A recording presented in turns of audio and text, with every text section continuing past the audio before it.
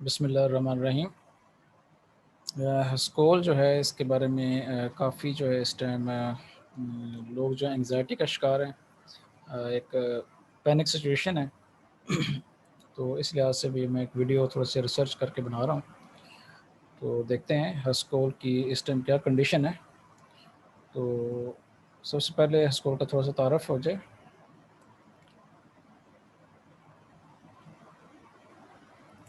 हस्कोल जो है ये 2001 में ये कंपनी बनी है। 2005 में इसको लाइसेंस मिल गया और ऑयल मार्केटिंग का। और 2007 में ये कंपनी जो है ये पब्लिक कंपनी बन गई है और 2014 में ये कराची स्टॉक एक्सचेंज पे लिस्ट हो गई है।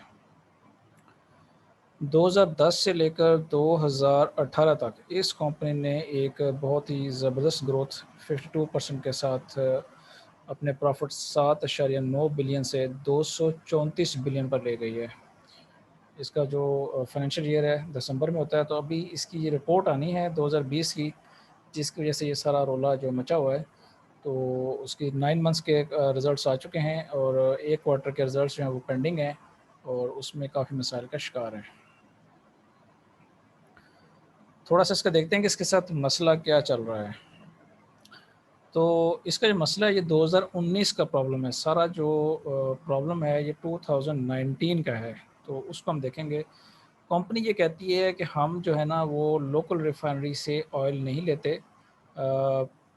95% हम ऑयल जो है ना डायरेक्ट इंपोर्ट करते हैं और उसी की वजह से ये मसाइल का शिकार हैं कि जब डॉलर जो है वो 100 के अराउंड फिक्स था, तो ये इट वाज़ ओके। लेकिन जैसे ही डॉलर को थोड़ा सा फ्री किया गया, गवर्नमेंट ने प्रेशर हटाया है, तो डॉलर बहुत स्पीड से 160 की तरफ गया है।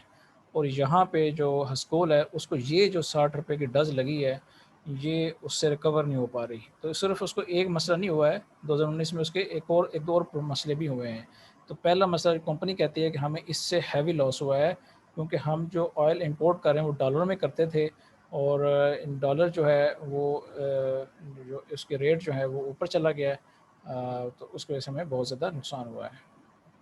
दूसरा वो कहते हैं कि हमने जो ऑयल उस ज़माने में परचेज़ किया $85 के हिसाब से रेट चल रहा था और वो विदिन तकरीबन 1 एंड हाफ या 2 मंथ्स के अंदर वो $58 पे आ गया। तो चूँकि ये जो कंपनी है ये 20 डेज़ का रिज़र्व इन्होंने रखना होता है, तो इसका मतलब ये होता है कि 20 दिन पहले जो ऑयल ख़रीदते हैं वो 20 दिन के बाद सेल होता है। तो ये 20 दिन का जो डिफ़रेंस है, इसमें ये जो ऑयल की प्राइस का डिफ़रेंस आता है, इससे ना सिर्फ हस्कोल को लॉस हुआ है, ये अटक पेट्रोलियम को लॉस हुआ है, पीएसओ को लॉस हुआ है, तमाम रिफाइनरीज़ को लॉस हुआ है। आप सबकी बैलेंस शीट जाके चेक कर सकते हैं। तमाम ऑयल कंपनीज़ को हैवी लॉसेस हुए हैं इन 2 वजूहत की बेस पे। लेकिन हस्कोल को इसलिए ज़्यादा लॉस हुआ है कि वो डायरेक्टली इन्वॉल्व था बाहर से ऑयल इंपोर्ट करने में। दूसरा ये इसमें है, उनकी जो न्यूज़ थी एक मंडे को, उसमें उन्होंने बताया है कि अभी जो लेटेस्ट जो शोर मचा हुआ है उसकी भी बात हो रही है। इसकी खबर जो आई है कि इसमें इन्होंने, कोई विसल ब्लोअर है, उसने बताया है कि जो 2019 की बुक्स में जो ऑर्डर्स रिकॉर्ड हुए हैं उनकी मालूमात ठीक नहीं है। यानी कि या तो वो प्राइस ठीक नहीं है या उनके वॉल्यूम्स ठीक नहीं है कि कितना ऑयल ख़रीदा गया और किस रेट पर ख़रीदा गया, इसमें 2 नंबरी हुई है। तो इसको भी इन्वेस्टिगेट किया जाएगा। ये ख़बर 22 जून की है और जो प्रोग्राम आया है जिसकी वजह से फ्राइडे को इसमें पैनिक सेल आई है। देखें, पहले जो पैनिक सेल आई थी वो इस वजह से आई थी कि कंपनी को डिफ़ॉल्टर लिस्ट में शामिल किया गया। तो ये ₹10 70 पैसे से ₹9 70 पैसे पे आ गया और ₹9 70 पैसे पे लोगों का माल सेल नहीं हुआ। तो ज़ाहिर है वो पैनिक, जब आपका माल सेल नहीं होता है और आपने लोअर लॉक पे भी लगाया होता है, तो एक ज़्यादा पैनिक क्रिएट होती है। तो अगले दिन ये ₹8 70 पैसे पे गया। अब ये सारा जो पैनिक थी वो डिफ़ॉल्टर लिस्ट की वजह से थी। और ये जो खबर मैं आपको बता रहा हूँ, ये वाली तो 22 जून की न्यूज़ है। अच्छा, अब होता ये है कि दो ₹8 70 पैसे पे वो ऐसा-ऐसा माल जो है वो सेल होना शुरू होता है और तकरीबन 21-22 बिलियन का जो उसमें लोअर लॉक पे सेलर होता है वो सारा क्लियर हो जाता है और एक अच्छे वॉल्यूम के साथ जो है वो ये तकरीबन ₹9 के अराउंड जो है इसकी क्लोजिंग आती है। फिर ये मेहर बुखारी का एक प्रोग्राम आता है जिसमें इंसा हाई सेंसेशन फैलाई जाती है, पैनिक क्रिएट की जाती है और इस खबर की जाती है जो आपके सामने है, और इसको बहुत सी पुरानी खबरों को जोड़ के पैनिक फैलाई जाती है कि ये जनाब डिफ़ॉल्ट करने वाला है। ज़ाहिर है कंपनी के मसाइल तो स्लो चल रहे हैं और सालों से चल रहे हैं, एक दिन का मसला तो है नहीं ये। तो जो बड़ा इन्वेस्टर है उसको तो साथ-साथ सारी खबर है कि क्या मसाले चल रहे हैं, और ऐसे ही तो 300 से ये ₹8 का तो नहीं हुआ है ना, ये सारी वजूहात की वजह से 300 से ₹8 का आया हुआ है। तो ये वजूहत चल रही थी, लेकिन जो पैनिक क्रिएट हुई है वो इस खबर की हुई है कि इसमें 2019 की बुक्स में कुछ एंट्री गलत हुई हुई हैं, जो ऑर्डर इन्होंने किए हैं। 1 मिनट, ये थोड़ा-सा गड़बड़ हो रहा है। ठीक चल रहा है, चलें ये आगे पीछे हो गया थोड़ा-सा, चलाते हैं इसको।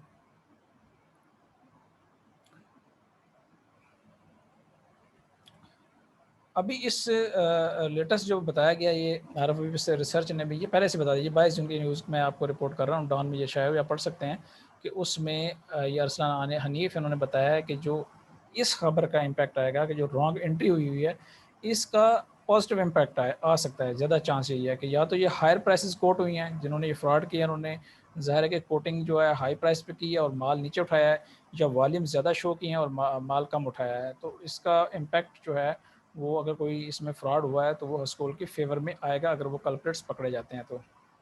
अब वो पता नहीं हो सकता कंपनी खुद ही कल्प्रिट हो, या अभी हमें नहीं पता है क्या मसला है इसके अंदर। तो इससे वो कह रहा है कि इसकी प्राइस के बढ़ने के चांसेस हैं। ये जो शेयर प्राइस है वो चांस है कि शायद ऊपर चली जाए अगर इनकी रिपोर्ट के बाद इनकी जो ये 2019 के रिजल्ट्स हैं, हो सकता है ये इम्प्रूव कर जाएं। अच्छा, अब हस्कोल पर पेट्रोलियम जो था, ये जैसे कि मैंने आपको कहानी सुनाई, ये डिफ़ॉल्ट में शामिल हो गया। अब ये डिफ़ॉल्ट में शामिल होने की जो सादा वजह है वो ये होती है कि जब कोई कंपनी अपना एनुअल रिज़ल्ट जो है वो नहीं लगाती है तो उससे जो है डिफ़ॉल्ट लिस्ट में शामिल किया जा सकता है। लेकिन ये इतनी जल्दी डीलिस्ट नहीं होता है, यानी कि सस्पेंशन इतनी जल्दी नहीं होती है, इस वजह की वजह से। अब इसका रूल ये है कि ये 2 साल तक अगर लगातार नहीं करता है तो तब वो कंपनी को सस्पेंड किया जाएगा, और फिर भी उसको 90 डेज़ फिर दिए जाएँगे हर दफ़ा। बार-बार नोटिस दिया जाएगा 90 डेज़ का कि आपने ये जो आपने नॉन कंप्लायंस की है रूल्स एंड रेगुलेशन की, इसको आप फॉलो करें तो वो दोबारा उस पे लिस्ट हो जाती है, ट्रेडिंग उसकी दोबारा स्टार्ट हो सकती है। तो इसके पास काफ़ी टाइम है, इतनी जल्दी ये सस्पेंड होने का चांस नहीं है, तो इसमें सस्पेंशन की बेस पे आप पैनिक क्रिएट नहीं होनी चाहिए मार्केट में। दूसरा इसका जो नेगेटिव न्यूज़ है वो ये है कि ये 31 मार्च की खबर है, यानी कि भी पुरानी है, कि इन्होंने स्कूक के 2 बिलियन का जो है स्कूक रेज़ किए थे, उसकी 15 किस्तें ये दे चुके हैं, लेकिन अब इनके पास लिक्विडिटी नहीं है, तो अभी इन्होंने एक किस्त उसकी नहीं पे की है। तो ये इसकी मोटे-मोटे एक जायज़ा था। इसमें कोई चीज़ रह तो नहीं गई है?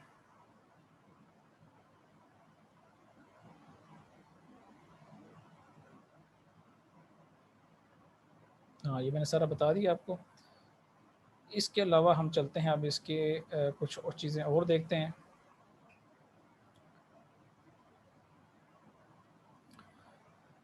इसका हम देखते हैं, ये इस टाइम ये ₹8.26 पे ट्रेड हो रहा है, और इसके साथ ये मोटा-सा डिफ़ॉल्टर लग गया है, जिसकी वज़ह से काफ़ी पैनिक है इसके अंदर, और रेट इसका बहुत ज़्यादा अट्रैक्टिव है, बट रिस्क भी इसमें ज़्यादा है, क्योंकि कंपनी का जो है ज़ाहिर है कि इस टाइम जो इसकी लायबिलिटीज़ हैं वो इसकी जो करंट एसेट्स हैं उससे बहुत ज़्यादा ऊपर हैं। यानी कि अगर रियल में कोई इस कंपनी को ख़रीदेगा, तो वो कंपनी उसको पैसे दे सकती है, वो कंपनी को पैसे नहीं देगा। ये इस तरह की इसकी सिचुएशन है। यानी कि इसकी जो कंपनी की प्राइस है वो नेगेटिव में है।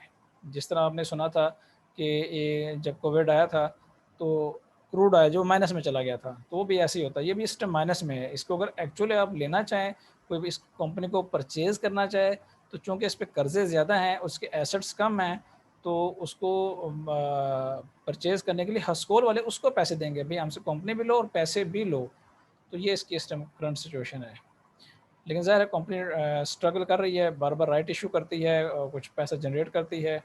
तो हम इसमें कुछ चीज़ें मैंने सर्च आउट की। ये हस्कोल ने यकम मार्च 2021 को एक मटेरियल इन्फॉर्मेशन शो की थी, जिसमें इन्होंने अपने 2 क्या बेचा इन्होंने? 2 प्रॉपर्टीज़ डोलमन स्काई टावर पे इन्होंने बेची हैं और उससे कुछ पैसे रेज़ किए हैं और अपने डेब्ट को उन्होंने क्लियर किया ताकि लिक्विडिटी इसमें आ जाए। इसके अलावा इसकी 2 रिपोर्ट्स हैं, ये इसकी रिपोर्ट हम देख रहे हैं। इसमें इसकी थोड़ा शेयर पैटर्न मैंने देखा था, इसकी 2019 की वही रिपोर्ट है जो कि इसकी जिसकी वजह से इतने मसाइल का शिकार है।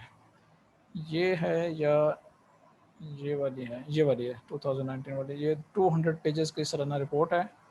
इसमें शेयर होल्डर पैटर्न आप देख सकते हैं कि इसमें काफ़ी शेयर हैं, ये डायरेक्टर्स के हैं, 0.04% हैं, ये नाजिया मलिक हैं, ये भी कोई डायरेक्टर्स में आती है, और सलीम भट्ट हैं, मुमताज़ हसन खान इसके मेन जो हैं जिसके पास सबसे ज़्यादा इसके स्टॉक्स हैं वो हैं 35 मिलियन से ज़्यादा स्टॉक्स हैं, जो कि 17%, ऑलमोस्ट 18% स्टॉक्स हैं इसके पास। वाइटर के पास के स्टॉक्स जो हैं वो 27% हैं 2019 की रिपोर्ट के मुताबिक। और फॉसल एनर्जी, ये फॉसल एनर्जी आपको याद होगा मैंने जब रिव्यू किया था क्लोवर का, तो ये फॉसल एनर्जी वही है, इसने क्लोवर भी परचेज़ किया हुआ है। तो ये जो कंपनियाँ होती हैं ये आपस में लिंक्ड होती हैं। जब एक कंपनी को कोई डज़ लगती है जैसे बहुत सी कंपनियों को नुकसान पहुंचता है। अगर फॉसल को नुकसान पहुंचेगा तो आप समझ लें कि क्लोवर को भी नुकसान पहुंचेगा, क्योंकि उसकी पेरेंट कंपनी जब वीक होगी तो क्लोवर भी वीक होगा। तो इसके पास के अच्छे खासे स्टॉक्स हैं, 10% से ज़्यादा इसने इसमें इन्वेस्टमेंट कर रखी है फॉसल एनर्जी वालों ने। और वाइटल वालों की तो बहुत ज़्यादा इसमें इनटेक है। इसके अलावा पब्लिक होल्डिंग में आप देख सकते हैं ये म्यूचुअल फंड्स हैं, सारे के सारे इसमें फंसे हुए हैं। ये इसमें मज़े की बात है एकेडी वाले सेफ हैं, बड़े क्लेवर हैं, बड़े चालाक हैं, उन्होंने हंसको रखे नहीं हुआ। मीज़ान वाले इसमें फंसे हुए हैं और काफ़ी सारे और ग्रुप्स हैं। तो ये इसका पैटर्न है होल्डिंग का। इसके अलावा जो हम देखेंगे इसकी, जब भी आप स्टॉक्स देखें तो एक और चीज़ मैं आपको बता दूं, आप किसके अनाउंसमेंट्स पर हमेशा नज़र रखा करें। इसमें बड़ी आपको इंटरेस्टिंग चीज़ें भी मिलेंगी। ये हम सर्च करते हैं हस्कोल को और इसकी हम देखेंगे कि इसके डायरेक्टर्स इसके शेयर परचेज़ कर रहे हैं या सेल कर रहे हैं। सिर्फ हमने ये थोड़ा सा देखेंगे पिछले कुछ सालों में। ठीक है, मटेरियल इन्फॉर्मेशन हम छोड़ देते हैं, इसमें इन्होंने ये इसी तरह के काम किए हैं कि कोई ख़ास नहीं है इनकी मटेरियल इन्फॉर्मेशन। ये चीज़ बेच दी है, ले रही है, बोर्ड मीटिंग हो रही है, फलाना हमारा ऐसे, तो वो नहीं है। और फाइनेंशियल रिजल्ट्स तो इनके ज़ाहिर है वो हैं ही वीक, जैसे बता दिया है कि इनके जो ईपीएस है एज़ पर किसी ने इसको फिज़िकली ख़रीदना हो तो नेगेटिव में है। ये चीज़ है। लेकिन दिसंबर 21 2020 को इसका ये जो डिस्क्लोजर ऑफ इंटरेस्ट क्या किया इसके डायरेक्टर ने, दिसंबर 21 2020 को क्या इसने इसको बाय किया या सेल किया है और कितना किया है। दोनों चीज़ें इंपॉर्टेंट हैं, बाय किया है या सेल किया और कितना किया है। तो ये अकील अहमद साहब हैं, ये हम देखते हैं अकील अहमद साहब इधर हैं, यहाँ हम देखा था या यहाँ देखा था। तो ये अकील अहमद साहब इधर हैं, आपको नज़र आ रहे हैं इधर, इधर नहीं है। तो ये भी इसके कोई डायरेक्टर वगैरह हैं, बल्कि इसमें लिखा होगा। ये हैं जी इसके एग्जीक्यूटिव डायरेक्टर, इन्होंने सेल किया है। सो एक बात ये होगी कि ये कंपनी का डायरेक्टर जो है 21 दिसंबर 2020 को ये समझता है कि ये स्टॉक, कई वजूहत हो सकती हैं, इसको पैसा चाहिए हो वट एवर, लेकिन ये एक नेगेटिव इम्पैक्ट ज़रूर क्रिएट करता है कि इसने कितने स्टॉक सेल किया, कई दहाई सैकड़ा हज़ार 10,000 लाख, 8,53,000 इन्होंने स्टॉक सेल कर दिया है 15 रुपये 12 पैसे पे। तो ये एक नेगेटिव चीज़ जनरेट हुई है। नेक्स्ट चलते हैं हम, ये दिसंबर के बाद ये चीज़ हमने नेक्स्ट भी देखनी है। नेक्स्ट अगर आप जाएँ यहाँ पे फिर आ गया सितंबर 30। अब ये वो दिसंबर है, ये सितंबर है, तकरीबन 3 के महीने पहले इसका डायरेक्टर इसके बारे में क्या सोचता था, डायरेक्टर होगा या कोई इसी तरह को बड़ा इसका एम्प्लॉय भी हो सकता है, तो उसका आ सकता है। ये जी ये भी डिस्क्लोजर है, शेयर्स को सेल किया गया है या परचेज़ किया गया है, ये देखते हैं हम इसमें। तो ये आप देख सकते हैं कि इसमें किया गया है, इन्होंने सोल्ड, सेल किया गया है। ये है तकरीबन 87 लाख शेयर इन्होंने सेल किए हैं 21 रुपये 54 पैसे पे। ये तो मज़े में रह गया, बहुत ज़बरदस्त प्राइस पे। ये एवरेज लिखा होता है, यानी कि मसल ऐसा ऐसा सेल कर रहे होते हैं ना, इकट्ठे एक प्राइस पे नहीं सेल किए हुए, तो उसकी एवरेज निकाली हुई 21 रुपये 54 पैसे पे इसने 30 सितंबर 2020 को अपना स्टॉक्स क्लियर कर दिया। ठीक हो गया। तो ये दोनों चीज़ें इसकी नेगेटिव गई हैं। कि स्टॉक जैसे ही थोड़ा सा ऊपर ट्रेड करता है तो इसके डायरेक्टर इसमें से निकल जाते हैं। थोड़ा सा आगे चलते हैं इसको। ये हम चले गए हैं नेक्स्ट पेज पे,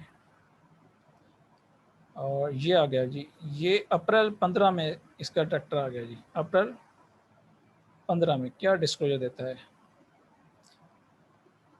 ये कर रहा है सेल 15 रुपये 26 पैसे में 50,000, थोड़े हैं बट स्टिल सेल कर रहा है, नॉन एग्जीक्यूटिव डायरेक्टर है और ये समझता है इस बात को कि इस टाइम कंपनी की क्या कंडीशन है, सेल करना चाहिए या बाय करना चाहिए। आगे चलते हैं। इसमें एक और डिस्क्लोजर आ गया, ये मार्च 13 2020 का है। उस टाइम कंपनी अपने बारे में क्या ख्याल कर रही है। मार्च, इसमें भी रेट आई थिंक इसी के राउंड चल रहा होगा 15-16 पे, तो देखते हैं इसको। 19 रुपये 69 पैसे पे रेट चल रहा है और इन्होंने 1 लाख शेयर को ये भी सेल हुआ है, तो ये चीज़ जो है ये कोई इतनी अच्छी नहीं है। इसके अलावा फरवरी 2021 में चलते हैं, उसमें भी आया हुआ है। इनके पिछले ये साल में जो जितनी भी इनकी ट्रांजैक्शंस हो रही हैं डायरेक्टर्स की, जो नॉन एग्जीक्यूटिव हैं या एग्जीक्यूटिव हैं, वो सेल ही किए जा रहे हैं। 22 रुपये 70 पैसे पे ये 1 लाख फिर सेल हो गया है।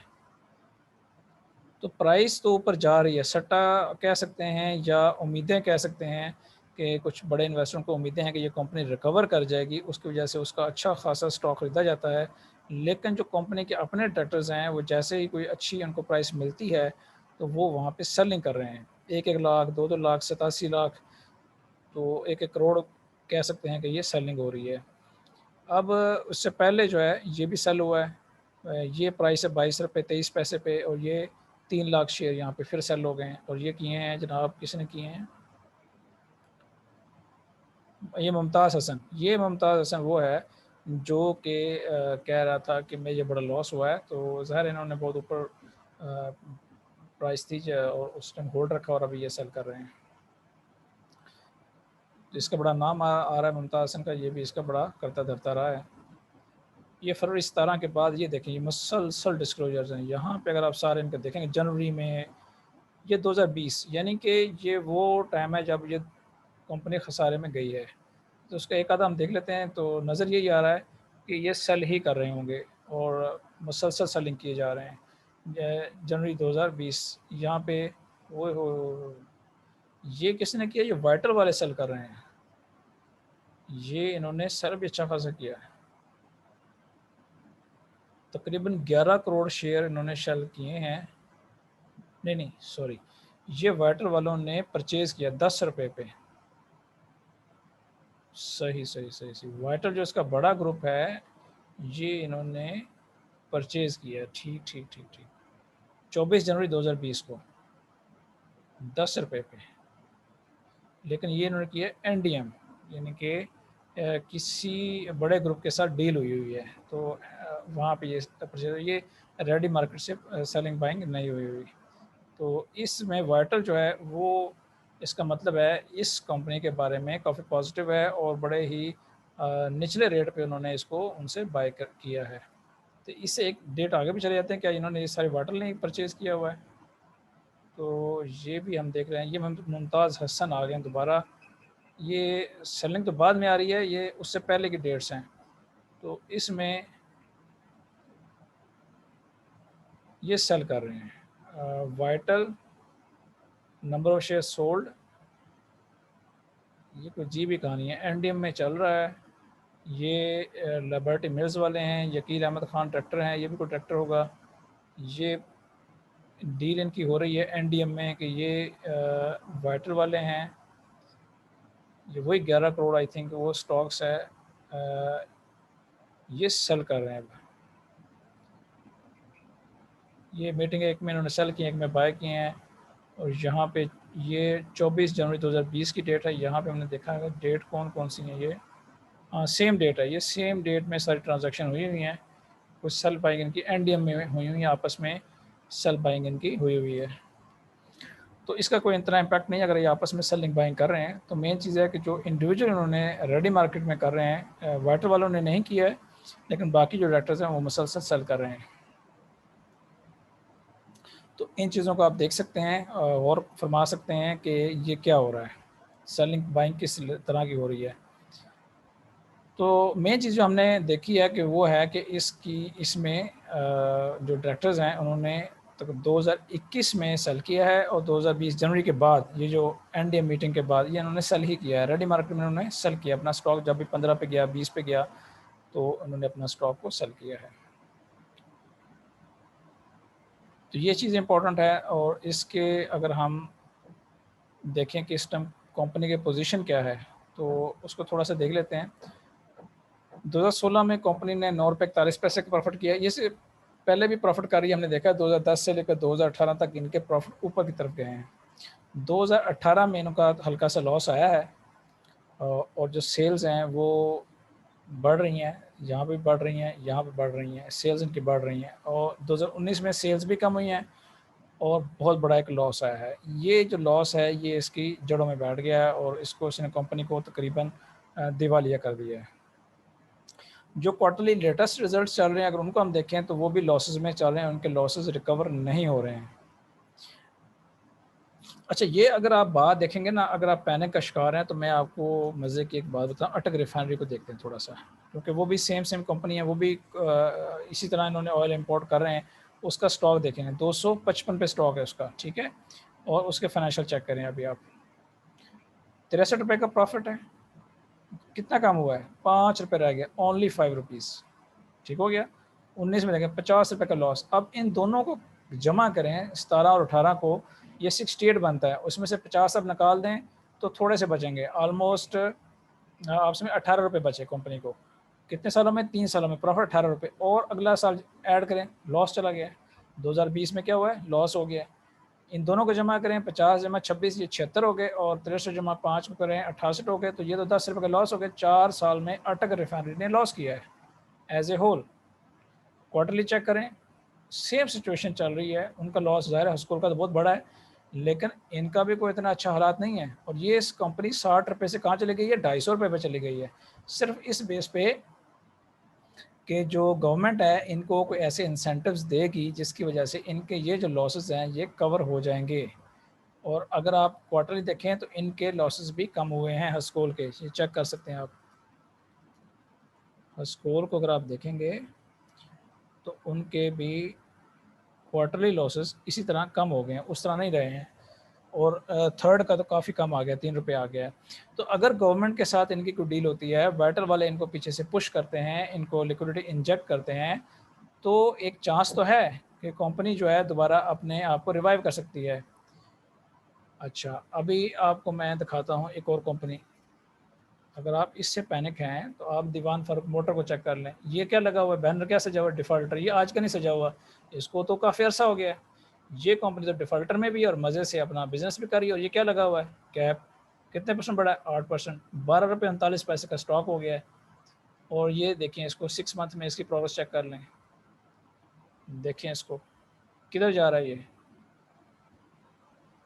ये कहाँ खड़ा है, 4.5 रुपये पे, कहाँ गया, 3 गुना ज़्यादा हो गया। क्या इसने कमाल किया, चेक कर लेते हैं क्या कमाल किया इसने। इसके देख लें फाइनेंशियल्स, देखें जनाब, 2017 लॉस, 18 लॉस, 19 लॉस, 20 लॉस, पीछे चलते जाएं। इसका तो प्रॉफिट है ही नहीं। क्यों नहीं है, कंपनी बंद पड़ी है, अल्लाह के बंदो, बंद पड़ी हुई है। क्वार्टरली चेक कर लें, प्रॉफिट दिखा दें मुझे, इसका कोई प्रॉफिट नहीं है। पे आउट चेक कर लें इसके, पे आउट चेक कर लें इसके, पे आउट्स इसके होंगे ही नहीं। ये देखिए रिपोर्ट्स में आ गया मैं, पे आउट्स है ही नहीं इसके।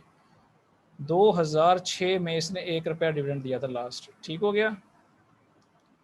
तो ये इसकी हालत है। अब ये क्यों कैब लगा रही है, ज़ाहिर है इसको भी कोई उम्मीदें हैं कि मेरी किस तरीके से कंपनी चल पड़े। और इसका केस और हस्कोल का केस इसलिए सेम है कि इसने भी डिफ़ॉल्ट किए हुए हैं और बेतहाशा पैसा बैंक्स का देना है, और इसकी सारी कंपनियों ने पैसा देना है। और ये ठक ये इसी 2 साल पहले, 3 साल पहले, 2017 में ये कंपनी यहीं से 4-5 रुपये से चली थी, जिस तरह अभी चल रही है, कैप लगा रही है। और 50 रुपये इसने क्रॉस किए हुए, 50 रुपीज़। और इसी खबर पे कि इसमें कोई खबर आने वाली है, इसमें कोई खबर आने वाली है, इसमें कोई खबर आने वाली है। और फिर उन्होंने क्या खबरें चलाई हैं, हम दीवान सीमेंट भेज देंगे, उसका एक प्लांट भेज देंगे, और 2-3 कंपनियाँ, जैसे आजकल हम नेटवर्क का चल रहा है, फलाँ खरीद लेगा, फ़लाँ खरीद लेगा, तो हम नेटवर्क चले जा रहा है, वो ₹4 का हो गया और वो फलाँ खरीद लेगा भी चल रहा है साथ-साथ। और इसका भी ऐसे ही था कि दीवान सीमेंट को बेस्ट वे खरीद लेगा, दीवान सीमेंट को फलाना जो सीमेंट है वो खरीद लेगा। प्राइसेस भी लग रही थी, कोटेशन भी चल रही थी, बाकायदा नोटिस आ रहे थे उस पे पीएसएक्स पे। दीवान सीमेंट साहब भी ₹40 क्रॉस कर गए और ये भी ₹50 क्रॉस कर गया। वहाँ से दोबारा ₹5 पे आ गया, दीवान सीमेंट भी ₹5 पे आ गया और इनके नेगोशिएशन जो है चलती रहीं और फेल होती रहीं। तो ऐसे स्टॉक्स में एक उम्मीदी और नाउम्मीदी कह लें या सट्टा कह लें या व्हाटएवर आप उसको कह लें, सेंटिमेंट्स कह लें, उसकी बेस पे ये स्टॉक्स ऊपर नीचे होते रहे हैं। तो अगर जो लोग पैनिक आके सेल करते हैं, तो उनको सेल के बाद दोबारा बाय नहीं करना चाहिए। दोबारा उस देखें आप अपना एक रूल पहले तय कर लें कि मैंने ये जब धब्बा लग जाएगा किसी स्टॉक पे तो मैं उसमें नहीं जाऊँगा। ठीक हो गया?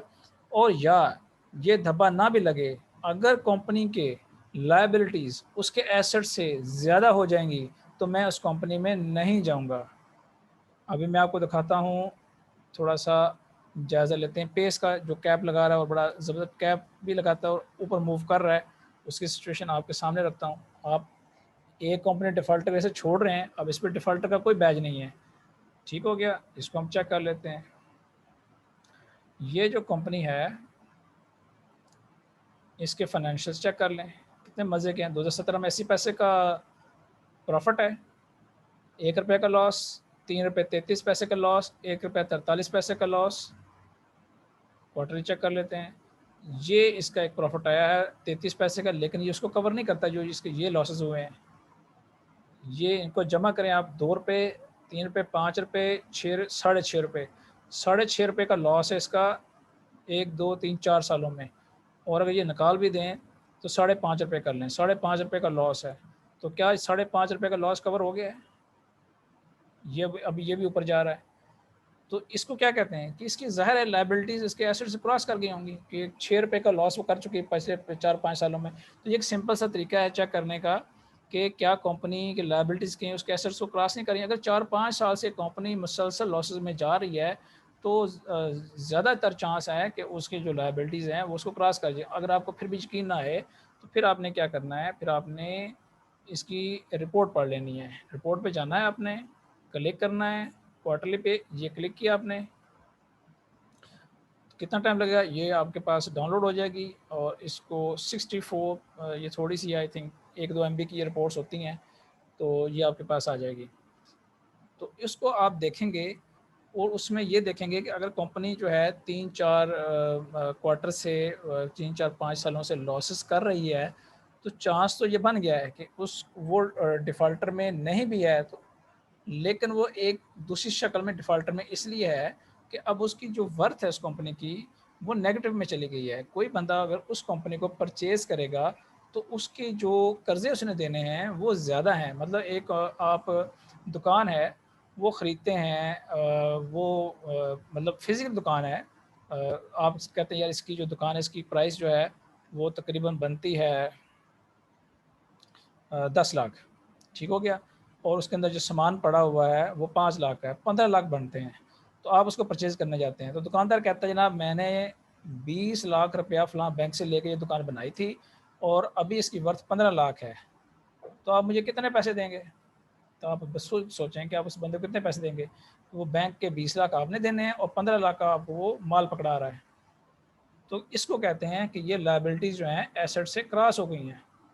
अब एक ही होता है कि वही दुकानदार मेहनत करे और उसमें से ऐसे-ऐसे चीज़ें लेके आए, बिकाए, मेहनत करे और वो जो उसकी मेहनत है, उसके ज़रिए वो उस 15 लाख को 25-30 लाख पे लेके जाए ताकि उसकी कोई वर्थ बने। तो डिफ़ॉल्टर कंपनी में या ऐसी कंपनियों में आप उसके फ्यूचर पे पैसा लगा सकते हैं कि यार हो सकता है कि ये कंपनी मेहनत करे और उसके जो एसेट्स हैं, वो अच्छे बिक जाएँ और उसकी वजह से मुझे फ़ायदा हो जाए। अभी ये क्वार्टर रिपोर्ट है, इसके मेन चीज़ जो मैं आपको दिखाऊँगा वो लोगों को वैसे बताओ तो लोग यकीन नहीं करते हैं, तो ये आपको मैं सामने दिखा देता हूँ। ये इसकी अपनी कंपनी रिपोर्ट है, आपके सामने मैंने डाउनलोड की है, तो मैंने खुद नहीं लिख रहा हूँ। तो इसमें से हम देखेंगे, ये अभी चेक कर लेते हैं। ये जी, ये आपको ये आ गया।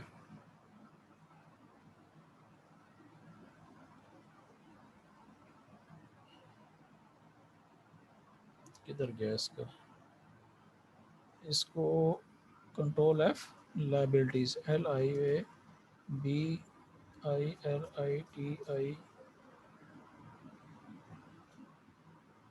बिलिटीज़, ये लाया इनके लिए।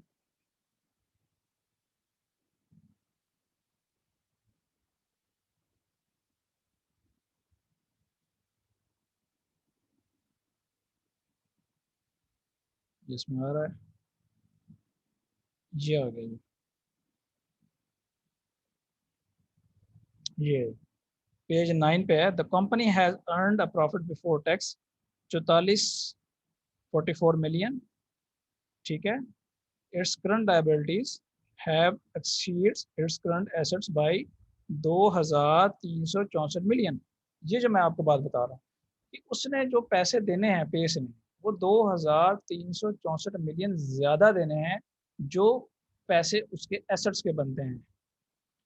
ठीक हो गया। तो ये चीज़ें आप थोड़ा सा देख लिया करें, ताकि बजाय इसके कि आप पहले शेयर को परचेज कर लें और उसके बाद ये चीज़ें आप चेक करते फिरें कि यार ये मैं इसमें से सेल करूं बाय करूं। भाई अगर आप में ये हौसला नहीं है तो आप ये असूल तय कर लें कि मैंने ऐसे स्टॉक्स में नहीं जाना है जो लॉसेस करते हैं, जो डिफॉल्टर होते हैं।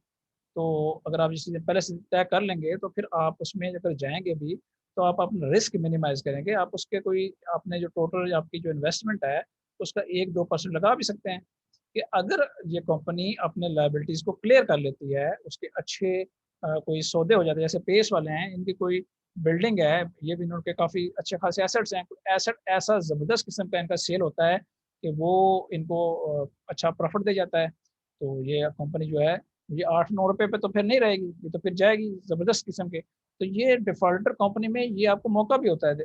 अगर आप ये हस्कोल है 8-9 रुपए का, ये कैसे हो सकता है अगर इसके ये वाले मसाइल ना होते तो। ये मसाइल हैं तो ये 8 रुपए का है, ये बात हमने समझनी है।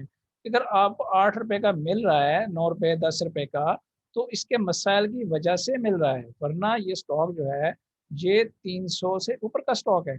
अगर ये मिसाइल ना होते तो, अगर ये 2019 का इसके साथ मसला ना था, तो ये चीज़ें आप देख लें और उसके हिसाब से अपने डिसीजन लें कि आपने सेल करना है बाय करना है। मिसाइल इसके हैं, लाइबिलिटीज की ज़्यादा हैं, एसेट्स इसके कम हैं। कंपनी का स्कैंडल जो है वो टीवियों पे भी आ चुका है, अखबारों में आ चुका है, जिसकी वजह से इसकी स्टॉक में पैनिक सेलिंग स्टार्ट हो चुकी है।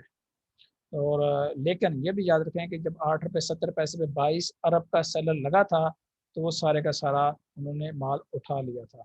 और अभी भी इन्होंने लोअर लाग लगने नहीं दिया है। 8 रुपये 11 पैसे पे स्टॉक जो है सारा उठा लिया गया है।